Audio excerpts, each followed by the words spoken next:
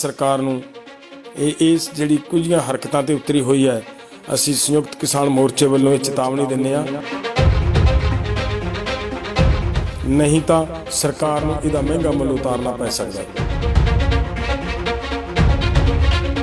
जो कुछ भारत सरकार इस वेले शांतमई पीसफुली अपना प्रोटेस्ट कर रहे किसानां दे नाल कर रही है, ये चंगा नहीं कर रही। सरकार ने साडी डेमोक्रेसी दा थंम पत्रकारिता नूं भी निशाना बनाया है। सच्ची गल करन वाले पत्रकारां नूं फड़ के थाणिਆਂ ਦੇ ਵਿੱਚ अरेस्ट करके बंद किया जा रहा है। ये उम्मीद नहीं सी कि सरकार इन्नी गिर सकती है, इन्नी नीवीं पद्धर ਦੇ ਉੱਤੇ ਜਾ ਕੇ सरकार ये कुछ कर सकती है।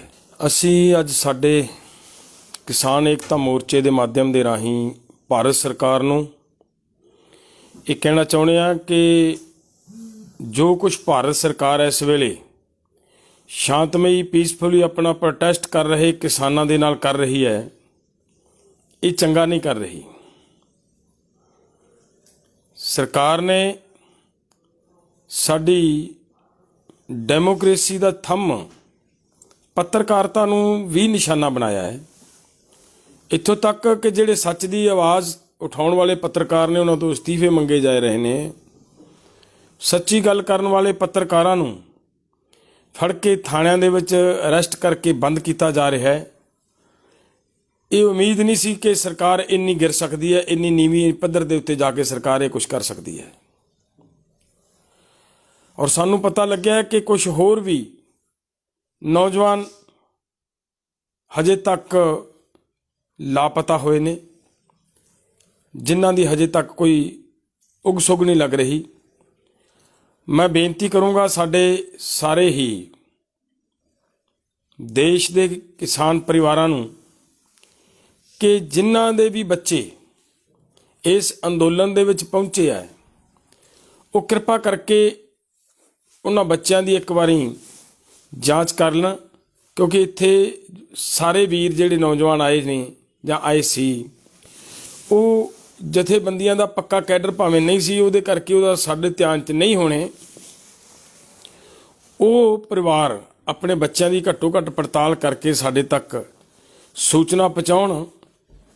वो सूचना पहुँचाउण दे लई ये नंबर ने 81 980 22 033। मैं फिर दस दियाँ 81 980 22 033। कमलजीत सिंह साडा एक आगू है, ਉਹਦੇ ਟੈਲੀਫੋਨ ਦੇ ਉੱਤੇ जिस किसी ਨੂੰ भी ਇਹੋ ਜਿਹੀ कोई तकलीफ महसूस ਹੁੰਦੀ है ਉਹ ਇਸ संपर्क ਕਰਨ, ताकि ਅਸੀਂ संयुक्त किसान मोर्चे ਵੱਲੋਂ ਉਹਨਾਂ ਬੱਚਿਆਂ ਦੀ पड़ताल करवा ਸਕੀਏ ਜਿਨ੍ਹਾਂ ਦਾ ਕੋਈ ਲਾਪਤਾ ਨਹੀਂ, ਜਿਨ੍ਹਾਂ ਦਾ ਕੋਈ पता नहीं लग रहा। और ਅਸੀਂ सरकार ਤੋਂ ਇਹ उम्मीद करते हैं कि सरकार ਨੂੰ ਅਜਿਹੀਆਂ ਹਰਕਤਾਂ ਤੋਂ ਪਿੱਛੇ ਹਟਣਾ ਚਾਹੀਦਾ है। सरकार ਨੂੰ ਨਾਲ ਦੀ ਨਾਲ ਇਹ ਗੱਲ ਦੀ ਸਮਝ ਵੀ ਹੋਣੀ ਚਾਹੀਦੀ ਹੈ ਕਿ ਇੱਕ ਪਾਸੇ ਮਾਨਯੋਗ ਸੁਪਰੀਮ ਕੋਰਟ ਨੇ ਸਾਡੇ ਇਸ ਪੀਸਫੁਲੀ ਅੰਦੋਲਨ ਨੂੰ ਜਾਇਜ਼ ਠਹਿਰਾ ਕੇ ਇੱਥੇ ਵਾਜਬ ਮੰਨਿਆ ਹੈ ਜਿੱਥੇ ਅਸੀਂ ਕਰ ਰਹੇ ਹਾਂ। ਤਾਂ ਜਿੱਥੇ ਸਾਨੂੰ ਮਾਨਯੋਗ ਸੁਪਰੀਮ ਕੋਰਟ ਨੇ ਜਾਇਜ਼ ਠਹਿਰਾਤਾ, ਉੱਥੇ ਫਿਰ ਸਰਕਾਰ ਦੀ ਜ਼ਿੰਮੇਵਾਰੀ ਬਣਦੀ ਹੈ ਕਿ ਸਾਨੂੰ ਇੱਥੇ ਪ੍ਰੋਟੈਕਸ਼ਨ ਦੇਣੀ, ਸਾਨੂੰ ਸੰਭਾਲਣਾ, ਸਾਡੀ ਹਰ ਲੋੜ ਪੂਰੀ ਕਰਨੀ ਹੈ ਸਰਕਾਰ ਦੀ ਰਿਸਪੌਂਸਿਬਿਲਟੀ ਬਣਦੀ ਹੈ। ਜਦੋਂ ਕਿ ਇਹਦੇ ਉਲਟ ਚੱਲ ਕੇ ਦੇਖਣ ਦੇ ਵਿੱਚ ਕੀ ਆ ਰਿਹਾ ਹੈ ਕਿ ਇਹਨਾਂ ਨੇ ਸਾਡੇ ਪ੍ਰਦਰਸ਼ਨਕਾਰੀ, ਸਾਡੀਆਂ ਬੀਬੀਆਂ ਜਿੱਥੇ ਬੈਠੀਆਂ ਨੇ, ਉਹਨਾਂ ਦੇ ਉੱਤੇ ਆ ਕੇ ਗੁੰਡਿਆਂ ਨੂੰ ਨਾਲ ਲੈ ਕੇ ਪੁਲਿਸ ਖੁਦ ਉਹਨਾਂ ਦੇ ਵੱਟੇ ਮਾਰ ਰਹੀ ਹੈ। ਜਦੋਂ ਕਿ ਬਣਦੀ ਹੈ ਜ਼ਿੰਮੇਵਾਰੀ ਇਹ ਕਿ ਜਿਹੜੇ ਸਾਡੇ ਤੇ ਹਮਲਾਵਰ ਹੋ ਕੇ ਆਏ ਨੇ ਉਹਨਾਂ ਨੂੰ ਰੋਕਣਾ ਪੁਲਿਸ ਦੀ ਜ਼ਿੰਮੇਵਾਰੀ ਬਣਦੀ ਹੈ, ਨਾ ਕਿ ਸਾਡੇ ਨੌਜਵਾਨਾਂ ਨੂੰ ਚੱਕ ਕੇ ਉਹਨਾਂ ਦੇ ਉੱਤੇ ਤਸ਼ੱਦਦ ਕਰਨਾ ਪੁਲਿਸ ਦੀ ਜ਼ਿੰਮੇਵਾਰੀ ਹੋਵੇ। ਇਹ ਪੁਲਿਸ ਬਹੁਤ ਗਲਤ ਕਰ ਰਹੀ ਹੈ। ਪੁਲਿਸ ਨੂੰ ਤੁਰੰਤ ਇਹਦੇ ਤੇ ਮੈਂ ਕਹੂੰਗਾ ਸਾਡੇ ਗ੍ਰਹਿ ਮੰਤਰੀ ਜੀ ਨੂੰ, ਸਾਡੇ ਰੱਖਿਆ ਮੰਤਰੀ ਜੀ ਨੂੰ ਤੁਰੰਤ ਇਹਦੇ ਤੇ ਐਕਸ਼ਨ ਲੈਣਾ ਚਾਹੀਦਾ ਹੈ ਔਰ ਇਹਨੂੰ ਰੋਕਣਾ ਚਾਹੀਦਾ ਹੈ। ਔਰ ਇਦੋਂ ਵੀ ਗਾਹਾਂ ਮੈਂ ਤਾਂ ਇਹ ਵੀ ਕਹੂੰਗਾ कि सरकार चाहती की है, गुंडागर्दी, ਕਿ ਰੋਜ਼ ਆਏ ਦਿਨ ਪਲਵਲ ਦੇ ਧਰਨੇ ਦੇ ਵਿੱਚ ਵੀ ਇਹ ਕੁਛ ਹੋਇਆ, ਗਾਜੀਪੁਰ ਧਰਨੇ ਦੇ ਵਿੱਚ ਵੀ ਇਹ ਕੁਛ ਹੋਇਆ, ਇੱਥੇ ਸਿੰਘੂ ਬਾਰਡਰ ਦੇ ਉੱਤੇ ਲਗਾਤਾਰ 3 ਦਿਨਾਂ ਤੋਂ ਇਹੀ ਗੁੰਡਾਗਰਦੀ ਹੋ ਰਹੀ ਹੈ ਔਰ ਸਰਕਾਰ ਅੱਖਾਂ ਬੰਦ ਕਰਕੇ ਬੈਠੀ ਹੈ, ਤਮਾਸ਼ਾ ਵੇਖ ਰਹੀ ਹੈ। ਔਰ ਅਜਿਹੇ ਘਟਨਾਕ੍ਰਮ ਔਰ ਇਹਨਾਂ ਅਜਿਹੀਆਂ ਸਰਕਾਰਾਂ ਦੇ ਸਮੇਂ ਦੇ ਵਿੱਚ ਇਹ ਹੋਣਾ, ਮੈਂ ਕਹੂੰਗਾ ਕਿ ਸਰਕਾਰ ਦੀਆਂ ਅੱਖਾਂ ਬੰਦ ਹੈ, ਸਰਕਾਰ ਇਹ ਜਾਣਬੁੱਝ ਕੇ ਕਰਵਾ ਰਹੀ ਹੈ। ਸਰਕਾਰ ਨੂੰ ਇਹ ਤੋਂ ਬਾਜ਼ ਆਉਣਾ ਚਾਹੀਦਾ ਹੈ। ਅਜਿਹੀ ਕੋਈ ਵੀ ਘਟਨਾ ਨੂੰ ਅੰਜਾਮ ਦੇਣ ਤੋਂ ਪਹਿਲਾਂ ਸਰਕਾਰ ਨੂੰ 1000 ਵਾਰ ਸੋਚਣਾ ਚਾਹੀਦਾ ਹੈ ਕਿ ਕੌਣ ਬੈਠੇ ਨੇ। ਇਹ ਦੇਸ਼ ਦਾ ਅੰਨਦਾਤਾ ਬੈਠਾ ਅੱਗੇ, ਆਪਦੀ ਜ਼ਮੀਨ ਆਪਦੀ ਜਾਇਦਾਦ ਦੀ ਰਾਖੀ ਲਈ ਬੈਠਾ ਹੈ, ਇੱਕ ਆਪਦੀ ਮੰਗ ਲੈ ਕੇ ਆਇਆ ਹੈ ਔਰ ਉਹਦੀ ਰਾਖੀ ਲਈ ਬੈਠਾ ਕਿਸਾਨ ਜਦੋਂ ਪੂਰੀ ਤਰ੍ਹਾਂ ਪੀਸਫੁਲੀ ਬੈਠਾ ਹੈ, ਉਸ ਵੇਲੇ ਅਜਿਹਾ ਕੁਝ ਕਰਨਾ ਸਰਕਾਰ ਲਈ ਅਤੀ ਨਿੰਦਣਯੋਗ ਕਦਮ ਹੈ। ਦੂਸਰੀ, ਮੈਂ ਨਾਲ ਸਾਡੇ ਕਿਸਾਨ ਵੀਰਾਂ ਨੂੰ ਵੀ ਅਲਰਟ ਕਰਾਂਗਾ ਕਿ ਕੁਝ ਸਮੇਂ ਦੇ ਲਈ ਖੁਦ ਆਪਣੇ ਆਪ ਨੂੰ ਸੰਭਾਲੋ। ਇਹ ਲੋੜ ਹੈ ਸਾਨੂੰ ਹੁਣ ਮੌਕੇ ਦੀ, ਕਿਉਂਕਿ ਦਿੱਲੀ ਦੇ ਵਿੱਚ ਪਤਾ ਲੱਗਿਆ ਕਿ ਸਾਡੇ ਪੱਤਰਕਾਰਾਂ ਨੂੰ, ਜਿਵੇਂ ਜਿਹੜਾ ਵੀ ਦਿੱਲੀ ਦੀ ਹਦੂਦ ਦੇ ਵਿੱਚ ਪਹੁੰਚ ਜਾਂਦਾ ਹੈ, ਉਹ ਸਾਡੇ ਪੱਤਰਕਾਰ ਚੱਕ ਲਏ ਨੇ, ਕੇਸ ਬਣਾਤੇ ਨੇ। 2 ਪੱਤਰਕਾਰ ਅੱਜ ਪਤਾ ਲੱਗਿਆ ਉਹ ਚੱਕ ਲਏ, ਉਹਨਾਂ ਦਾ ਹਜੇ ਤੱਕ ਪਤਾ ਹੀ ਨਹੀਂ ਲੱਗ ਰਿਹਾ ਉਹ ਕਿੱਥੇ ਨੇ। ਔਰ ਇਸ ਕਰਕੇ ਨੌਜਵਾਨਾਂ ਨੂੰ ਮੇਰੀ ਅਪੀਲ ਹੈ ਕਿ ਕਿਰਪਾ ਕਰਕੇ ਉਧਰ ਨਾ ਜਾਈਏ। ਆਪਾਂ ਬਿਲਕੁਲ ਦਿੱਲੀ ਦੀ ਹਦੂਦ ਦੇ ਵਿੱਚ ਜਾਣ ਤੋਂ ਗੁਰੇਜ਼ ਕਰੋ, ਤਾਂ ਕਿ ਕਿਤੇ ਇਕੱਲੇ ਕਰੇ ਕਿਸੇ ਨੌਜਵਾਨ ਨਾਲ ਚੱਕ ਕੇ ਕੋਈ ਸਾਨੂੰ ਪਤਾ ਵੀ ਨਾ ਲੱਗ ਸਕੇ। ਏਡੇ ਵੱਡੀ ਗੈਦਰਿੰਗ ਹੈ, ਏਡਾ ਵੱਡੇ ਇਕੱਠ ਦੇ ਵਿੱਚ ਕਿਸੇ ਨੂੰ ਪਤਾ ਹੀ ਨਾ ਲੱਗ ਸਕੇ ਕਿ ਕੌਣ ਬੱਚਾ ਕਿੱਥੇ ਗੁੰਮ ਹੋ ਗਿਆ। ਇਸ ਕਰਕੇ ਬਚ ਕੇ ਵੀ ਚੱਲਣਾ ਹੈ ਔਰ ਇਸ ਅੰਦੋਲਨ ਨੂੰ ਸ਼ਾਂਤਮਈ ਢੰਗ ਦੇ ਨਾਲ ਆਪਾਂ ਲੜਨਾ ਹੈ ਔਰ ਉਹਦੇ ਸਾਰੇ ਲਈ ਵਿਉਂਤਬੰਦੀ ਦੀ ਲੋੜ ਹੈ। ਔਰ ਉਹਦੇ ਵਾਸਤੇ ਸਾਨੂੰ ਸਾਰਿਆਂ ਨੂੰ ਸੋਚਣਾ ਚਾਹੀਦਾ ਹੈ ਕਿ ਸਾਡੀਆਂ ਸਾਰੀਆਂ ਸਹੂਲਤਾਂ, ਦਿੱਲੀ 'ਚੋਂ ਕੋਈ ਚੀਜ਼ ਲੈਣ ਨਹੀਂ ਜਾਣਾ, ਅਸੀਂ ਪਿੱਛੋਂ ਹੀ ਆਪਦੀਆਂ ਪੂਰੀਆਂ ਕਰਨੀਆਂ, ਭਾਵੇਂ ਸਾਨੂੰ ਪੰਜਾਬ 'ਚੋਂ ਕਿਉਂ ਨਾ ਮੰਗਾਉਣੀਆਂ ਪੈਣ ਆਪਦੀਆਂ ਲੋੜਾਂ ਦੀਆਂ ਚੀਜ਼ਾਂ, ਇੱਥੋਂ ਬਿਲਕੁਲ ਨਹੀਂ ਲੈਣਾ। ਅਸੀਂ ਉਸ ਗੁਰੂ ਦੀ ਔਲਾਦ ਹਾਂ ਜਿਨ੍ਹਾਂ ਨੂੰ ਲੰਬਾ ਸਮਾਂ ਘੇਰਾ ਪਾ ਕੇ ਭੁੱਖਿਆ ਭਾਈ ਰੱਖਿਆ। ਉਸ ਵੇਲੇ ਦੇ ਵੀ ਅਸੀਂ ਪਰਵਾਹ ਨਹੀਂ ਕੀਤੀ ਤੇ ਅੱਜ ਇੱਥੇ ਕੀ ਹੋਏਗਾ, ਅੰਦੋਲਨ ਕਰ ਰਹੇ ਹਾਂ। ਜੇ ਸਾਡੇ ਰਾਸ਼ਨ ਮੁੱਕ ਜੂਗਾ ਤਾਂ ਉਹਦੇ ਨਾਲ ਕੋਈ ਫਰਕ ਨਹੀਂ ਪੈਣਾ, ਜੇ ਸਾਡੇ ਕੋਲੋਂ ਕੋਈ ਚੀਜ਼ ਮੁੱਕ ਜੂਗੀ ਤਾਂ ਕੋਈ ਫਰਕ ਨਹੀਂ ਪੈਣਾਗਾ। ਬਿਲਕੁਲ ਦਿੱਲੀ ਦੇ ਵਿੱਚੋਂ ਕੋਈ ਚੀਜ਼ ਲੈਣ ਜਾਣ ਦੀ ਲੋੜ ਨਹੀਂ ਹੈ। ਔਰ ਸਾਡਾ ਇੰਨਾ ਕੁ ਸਬਰ ਰੱਖ ਕੇ ਅਸੀਂ ਇਸ ਗੱਲ ਦਾ ਬਚਾਅ ਰੱਖੀਏ ਤਾਂ ਮੈਂ ਫਿਰ ਦੁਬਾਰਾ ਸਰਕਾਰ ਨੂੰ ਇਸ ਜਿਹੜੀ ਕੁਝੀਆਂ ਹਰਕਤਾਂ ਤੇ ਉਤਰੀ ਹੋਈ ਹੈ, ਅਸੀਂ ਸੰਯੁਕਤ ਕਿਸਾਨ ਮੋਰਚੇ ਵੱਲੋਂ ਇਹ ਚੇਤਾਵਨੀ ਦਿੰਦੇ ਹਾਂ ਕਿ ਅਜਿਹੀਆਂ ਹਰਕਤਾਂ ਕਰਨ ਤੋਂ ਬਾਅਦ ਆਏ ਸਰਕਾਰ, ਨਹੀਂ ਤਾਂ ਸਰਕਾਰ ਨੂੰ ਇਹਦਾ ਮਹਿੰਗਾ ਮੁੱਲ ਉਤਾਰਨਾ ਪੈ ਸਕਦਾ ਹੈ। ਧੰਨਵਾਦ ਜੀ। ਡੱਲੇਵਾਲ ਸਾਹਿਬ, ਇੱਕ ਬਹੁਤ ਸਵਾਲ ਲੋਕਾਂ ਦਾ ਇਹ ਆ ਰਿਹਾ ਕਿ ਜਿਸ ਟਾਈਮ ਤੇ ਸਟੇਜ ਤੋਂ ਅਗਲੀ ਸਟੇਜ ਦੇ ਅੱਗੇ ਪੁਲਿਸ ਨੇ ਤੇ ਨਾਲ ਪੁਲਿਸ ਨੇ ਸਿਵਲ ਦੇ ਵਿੱਚ ਜਾਂ ਗੁੰਡੇ ਲੈ ਕੇ ਅਟੈਕ ਕੀਤਾ ਤੇ ਸੰਯੁਕਤ ਕਿਸਾਨ ਮੋਰਚੇ ਨੇ ਉਹਦੇ ਉੱਪਰ ਕੀ ਐਕਸ਼ਨ ਲਿਆ ਉਸ ਟਾਈਮ?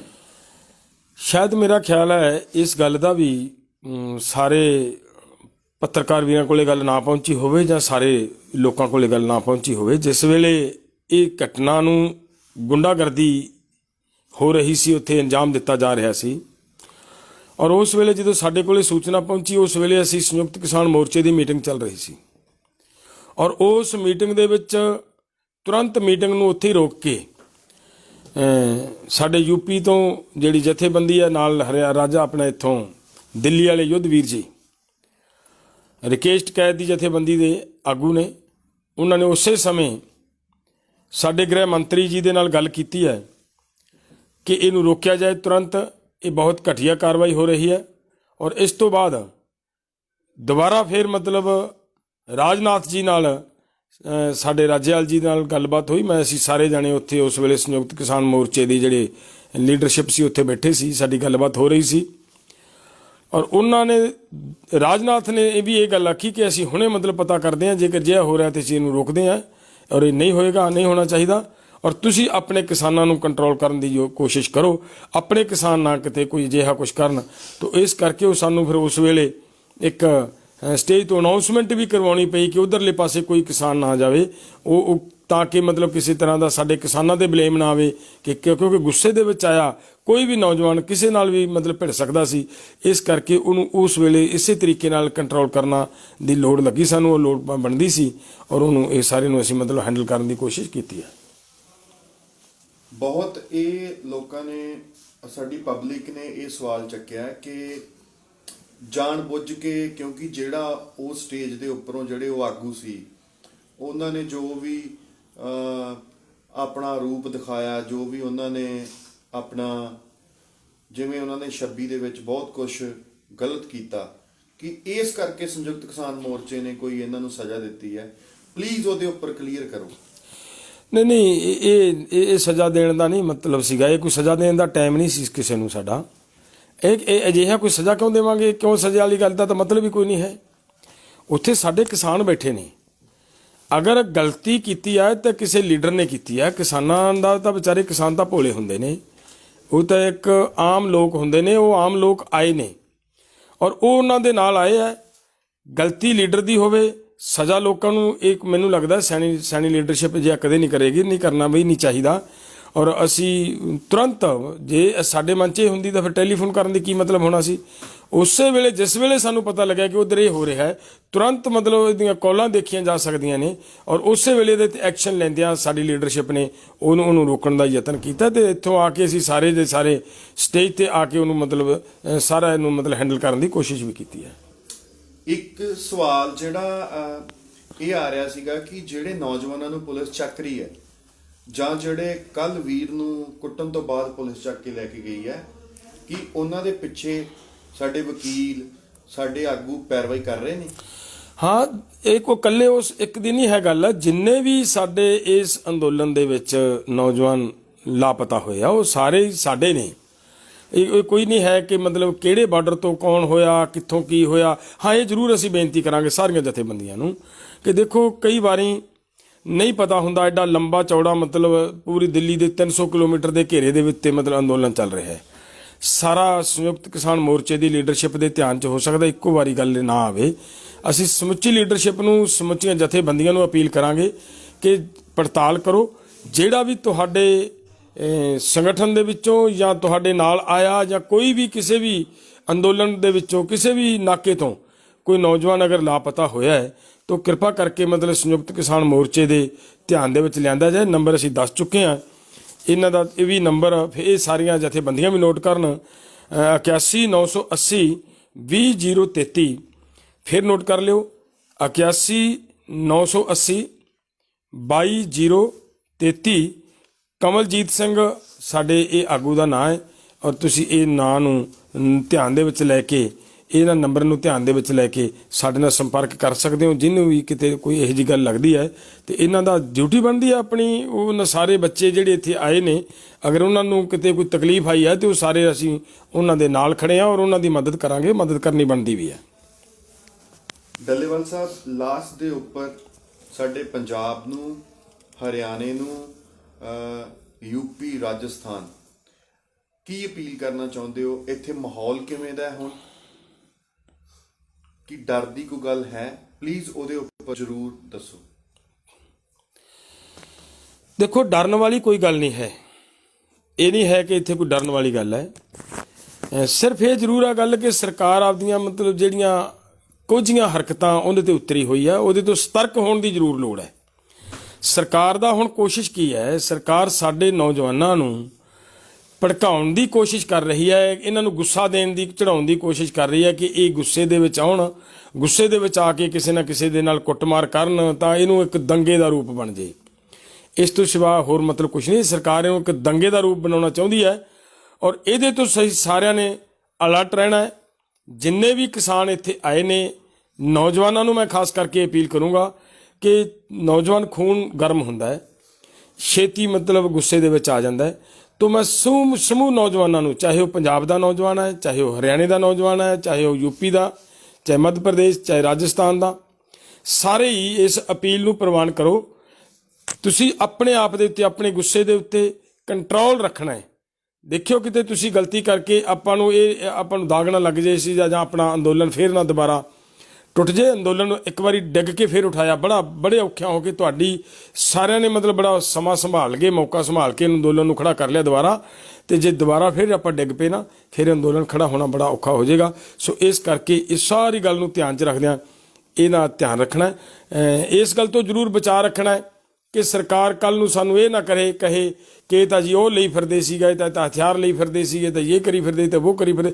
ਜਿੰਨੀ ਸਾਡੀ ਗਿਣਤੀ ਆ, ਜਿੰਨੀ ਗਿਣਤੀ ਦੇ ਵਿੱਚ ਅਸੀਂ ਆਏ ਹਾਂ, ਸਾਨੂੰ ਹਥਿਆਰਾਂ ਦੀ ਲੋੜ ਨਹੀਂ ਹੈ ਇੱਥੇ, ਸਾਨੂੰ ਕਿਸੇ ਚੀਜ਼ ਦੀ ਲੋੜ ਨਹੀਂ। ਤੁਸੀਂ ਇੰਨੀ ਵੱਧ ਗਿਣਤੀ ਹੈ, ਇੱਕ ਬੰਦਾ ਜੇ ਕੋਈ ਤੁਹਾਡੇ ਵਿੱਚ ਆ ਕੇ ਪੰਗਾ ਲਏਗਾ ਵੀ ਤਾਂ ਉਹਨੂੰ 20 ਆਦਮੀ ਸਾਡੇ ਮਦਦ ਚੁੰਬੜ ਜਾਣਗੇ ਤਾਂ ਉਹ ਕੀ ਕਰ ਸਕਦਾ, ਕੀ ਕਰੇਗਾ? ਵੱਧ ਤੋਂ ਵੱਧ ਇੱਕ ਅੱਧੇ ਆਦਮੀ ਦੇ ਸੱਟ ਮਾਰ ਜੂ, ਹੋਰ ਕੀ ਹੋਊਗਾ ਇਸ ਤੋਂ ਵੱਧ? ਔਰ ਉਹਨੂੰ ਬੰਨ੍ਹ ਕੇ ਰੱਸੇ ਦੇ ਨਾਲ ਮੁਸ਼ਕਾਂ ਦੇ ਕੇ ਇੱਥੇ ਆਪਾਂ ਬਹਾਵਾਂਗੇ ਔਰ ਸਰਕਾਰ ਨੂੰ ਦਿਖਾਵਾਂਗੇ ਵੀ ਇਹ ਤੁਹਾਡੇ ਮਤਲਬ ਜਿਹੜੇ ਦੱਲੇ ਨੇ, ਜਿਹੜੇ ਤੁਹਾਡੇ ਛੱਡੇ ਹੋਏ ਇਹ ਕੁੱਤੇ ਨੇ, ਆ ਬੈਠੇ ਨੇ, ਇਹਨਾਂ ਨੂੰ ਛਡਵਾਉਣ ਵਾਸਤੇ ਸਰਕਾਰ ਆਪੇ ਤੁਹਾਡੇ ਸਾਹਮਣੇ ਰਿੜਕੇਗੀ, ਗਿੱਟੇ ਗੋਡੇ ਰਿੜਕਦੀ ਵਿਖਾਵਾਂਗੇ ਤੁਹਾਨੂੰ। ਸੋ ਇਸ ਕਰਕੇ ਤੁਸੀਂ ਇਸ ਚੀਜ਼ ਤੋਂ ਬਚਾਅ ਰੱਖਣਾ, ਸੰਜਮ ਤੋਂ ਕੰਮ ਲੈਣਾ ਔਰ ਪੂਰੀ ਸਤਰਕਤਾ ਦੇ ਨਾਲ। ਇੱਕ ਮੈਂ ਬੇਨਤੀ ਕਰਾਂ ਲਾਸਟ ਦੇ ਉੱਤੇ, ਜਿਹੜੇ ਇੱਥੇ ਮੋਰਚੇ 'ਚ ਬੈਠੇ ਨੇ ਸਾਡੇ ਨੌਜਵਾਨ, ਕਿ ਇੱਥੇ ਜਿੰਨੀਆਂ ਵੀ ਗਲੀਆਂ ਆਉਂਦੀਆਂ ਨੇ, ਪਿੰਡਾਂ ਤੋਂ ਗਲੀਆਂ ਆਉਂਦੀਆਂ ਨੇ, ਉਹਨਾਂ ਗਲੀਆਂ ਦੇ ਉੱਤੇ ਮੈਂ ਅੱਜ ਦਿਨੇ ਵੀ ਮਾਈਕ ਤੋਂ ਵੀ ਬੇਨਤੀ ਕਰਕੇ ਆਇਆ ਸੀ, ਹੁਣ ਮੈਂ ਇਸ ਪਲੇਟਫਾਰਮ ਤੋਂ ਵੀ ਬੇਨਤੀ ਕਰਦਾ ਕਿ ਤੁਸੀਂ ਸਾਰਿਆਂ ਨੇ ਇਹਨਾਂ ਗਲੀਆਂ ਦੇ ਉੱਤੇ ਪਹਿਰੇਦਾਰੀ ਜ਼ਰੂਰ ਕਰਨੀ ਹੈ, ਕਿਉਂਕਿ ਇਹ ਜ਼ਰੂਰੀ ਨਹੀਂ ਗਾ ਕਿ ਤੁਹਾਡੇ ਨਾਲ ਸਿੱਧੀ ਟੱਕਰ ਲੈਣ ਤੋਂ ਤੁਹਾਡੇ ਨਾਲ ਭਿੜਨ। ਇਹ ਤੁਹਾਡੇ ਨਾਲ ਅਜਿਹੀ ਹਰਕਤ ਵੀ ਕਰ ਸਕਦੇ, ਤੁਹਾਡੇ ਰਾਸ਼ਨ ਦੇ ਵਿੱਚ, ਤੁਹਾਡੇ ਖਾਣ ਪੀਣ ਵਾਲੇ ਸਮਾਨ ਦੇ ਵਿੱਚ ਕੋਈ ਜ਼ਹਿਰੀਲੀ ਚੀਜ਼ ਮਿਲਾ ਜਾਣ, ਇਹ ਵੀ ਖਤਰਨਾਕ ਚੀਜ਼ ਹੈ, ਉਹਦੇ ਨਾਲ ਉਸ ਤੋਂ ਵੱਡਾ ਵੀ ਨੁਕਸਾਨ ਕਰ ਜਾਣਗੇ ਸਾਡਾ। ਸੋ ਇਹ ਸਾਰਾ ਧਿਆਨ ਰੱਖਣਾ ਹੈ, ਇੱਕ ਤਰ੍ਹਾਂ ਦੀ ਆਪਣੀ ਰਾਖੀ ਆਪ ਕਰੋ ਵਾਲੀ ਗੱਲ ਹੈ। ਇੱਥੇ ਧਿਆਨ ਦੇ ਕੇ ਸਾਨੂੰ ਸਾਰਿਆਂ ਨੂੰ ਸਤਰਕਤਾ ਦੇ ਨਾਲ ਇਸ ਅੰਦੋਲਨ ਨੂੰ ਚਲਾਉਣ ਦੀ ਲੋੜ ਹੈ। ਅੰਦੋਲਨ ਬਹੁਤ ਉੱਚੇ ਪੱਧਰ ਤੇ ਜਾ ਰਿਹਾ ਹੈ, ਜਿੱਤ ਅਵੱਸ਼ ਹੋਏਗੀ, ਹੌਸਲਾ ਰੱਖੋ, ਜਿੱਤ ਕੇ ਜਾਵਾਂਗੇ। E5 ਚੈਨਲ ਪੰਜਾਬੀ ਹੁਣੇ ਸਬਸਕ੍ਰਾਈਬ ਕਰੋ, ਬੈਲ ਆਈਕਨ ਤੇ ਕਲਿੱਕ ਕਰੋ।